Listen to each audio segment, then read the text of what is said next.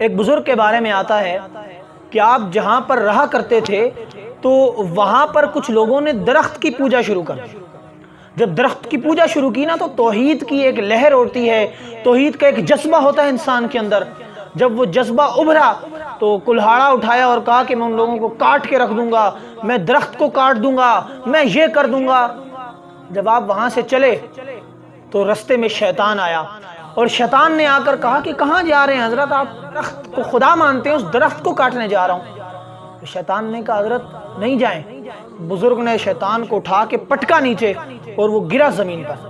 وہ پھر اٹھا اور اس نے کہا حضرت ایک بات بتاؤں، آپ ماشاءاللہ نمازی ہیں، آپ ماشاءاللہ روزے دار ہیں، آپ ماشاءاللہ پرہیزگار ہیں، آپ ان سے لڑیں گے پھر وہ بات بڑھے گی، ساری زندگی ان کے سامنے کھڑا ہونا پڑے گا، کیونکہ آپ ان کے انکار کر رہے ہیں، ان کے خدا کا انکار کریں گے، وہ تو آپ کو چھوڑیں گے نہیں، تو آپ پھر نمازیں اور روزے نہیں رکھ سکیں گے۔ اس نے کہا یار بات تو ٹھیک کہہ رہا ہے، یہ جو ایمان کمزور ہوتا ہے نا تب کی بات کو، یار بات تو ٹھیک کہہ رہا ہے۔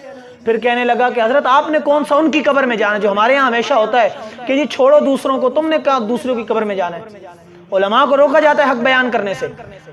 تو اس نے شیطان نے یہی کہا کہ حضرت آپ نے کون سا ان کی قبر میں جانا ہے، چھوڑیں ان کو، آپ نماز پڑھا کریں، جیسی آپ جائے نماز اٹھائیں گے تو ہر روز 1 درہم پڑا ہوگا، آپ اس سے اپنی ضروریات پوری کریں۔ وہ شخص واپس آیا اور نماز وغیرہ شروع کر دی۔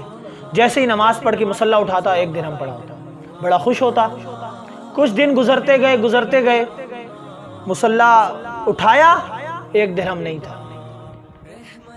جب 1 درہم نہیں پایا اس کو غصہ آ گیا کہ 1 درہم کیوں نہیں ہے۔ اس نے پھر کلاڑا اٹھایا اور گیا کہ میں درخت کاٹ دوں گا، میں یہ کر دوں گا، درہم نہیں ملا مجھے۔ رستے میں شیطان مل گیا۔ شیطان نے کہا حضرت کہاں جا رہے ہیں؟ بزرگ نے کہا کہ میں وہیں جا رہا ہوں، کاٹنے جا رہا ہوں۔ اب بزرگ کے دل میں یہ تھا کہ مجھے تو تجربہ ہے، میں تو شیطان کو جس طرح پٹکتا ہوں اس طرح پٹک دوں گا، لیکن ہوا یہ کہ شیطان نے اس بزرگ کو پکڑا اور پٹک دیا۔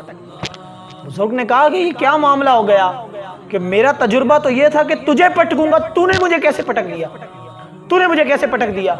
تو شیطان نے کہا کہ جب تم پہلے آئے تھے تو تمہاری نیت یہ تھی درخت جس کو وہ خدا مانتے ہیں اس کو اس لیے کاٹوں گا کہ خدا صرف اللہ ہے، اور آج جب تم آئے تھے تو تمہاری نیت وہ 1 درہم والی تھی، اس لیے تمہارے اندر وہ طاقت نہیں رہی۔